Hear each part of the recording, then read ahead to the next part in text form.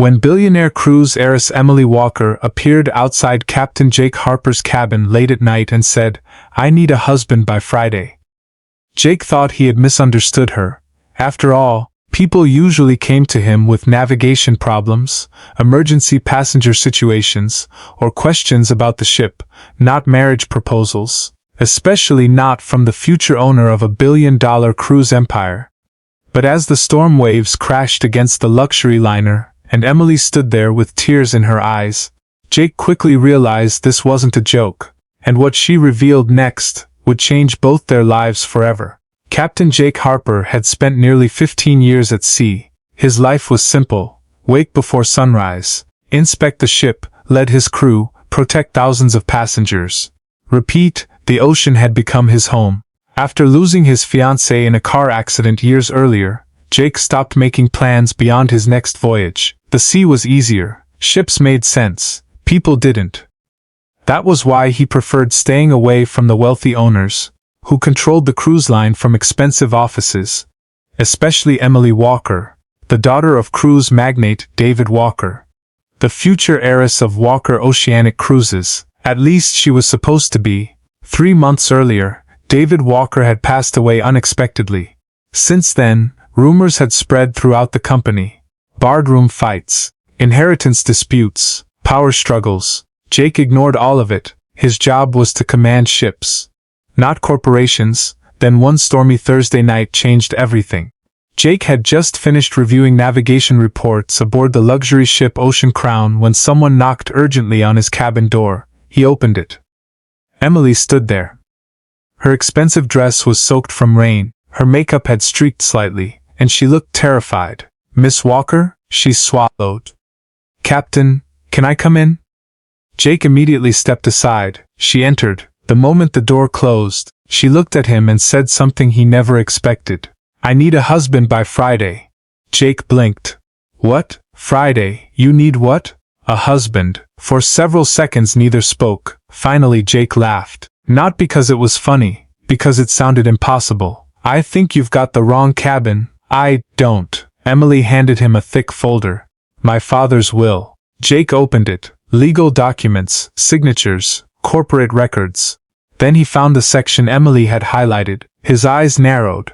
David Walker had included an unusual condition. For Emily to receive full control of Walker Oceanic Cruises, she had to be legally married before her 30th birthday. That birthday was only 3 days away, Friday. Otherwise, temporary control of the company would pass to her cousin, Grant Walker, a man known throughout the company for wanting to sell major parts of the cruise line. Jake looked up. "This can't be real." "It is. Why would your father do something like this?" Emily's voice cracked. "He thought I needed someone trustworthy beside me." Jake stared at her. "And you came to me?" She nodded. "Because you're the only person I trust." That answer surprised him. They barely knew each other. Sure, Emily had occasionally sailed aboard his ship. She always treated crew members with respect, unlike many wealthy executives. But trust? That felt different. "Why not someone from your social circle?" Emily laughed bitterly. "Because half of them work for Grant."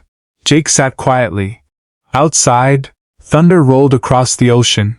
Inside, the silence felt even louder. Then Emily said something that changed everything. "My father left another letter." She handed it over. Jake unfolded the paper. The handwriting belonged to David Walker, and the message shocked him. "Emily, if you're reading this, and if you still need help, there is one person I trust more than anyone aboard this company, Captain Jake Harper. The man has spent 15 years protecting people he barely knows. If he agrees to stand beside you, trust him."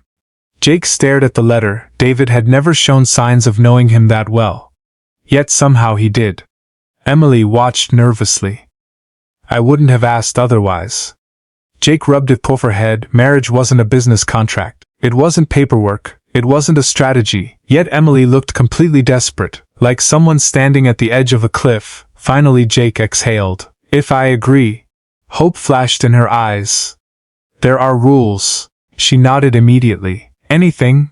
No lies, okay. No pretending we're in love." Emily looked down. "Okay. And if things get ugly, we face them together." For the first time that night she smiled. A deal. Jake extended his hand. Emily shook it. Neither realized their lives had just changed forever. The next morning they were married. A small ceremony, a maritime courthouse, no music, no family, no celebration. Just signatures, witnesses, and a marriage certificate. When it was finished, Emily stared at the document. Jake noticed her hands trembling. "You okay?" She nodded. "No." That made him laugh. And somehow it made her laugh too. For the first time since her father's death, news spread through the cruise company like wildfire. Crew, whispered. Executives speculated. Financial reporters went crazy. Nobody understood why a billionaire heiress had suddenly married a cruise captain. Especially Grant Walker. When Grant learned about it, he exploded. 2 days later he boarded the Ocean Crown. Furious, determined to stop Emily, Jake found him confronting her inside the executive lounge. "This marriage is ridiculous," Grant snapped. Emily stood her ground. "It's legal, it's fake, it's none of your business." Grant pointed at Jake. "Him? A captain? That's your solution?" Jake remained calm. Grant hated that. "You think he belongs in this company?" Before Jake could respond, Emily answered. "More than you do." The room fell silent. Even Grant looked stunned. Over the next several days, Jake watched Emily transform. The frightened woman who had appeared outside his cabin was disappearing. In her place emerged a leader. She studied company finances, met department heads, spoke with crew members, listened more than she talked, exactly like her father had.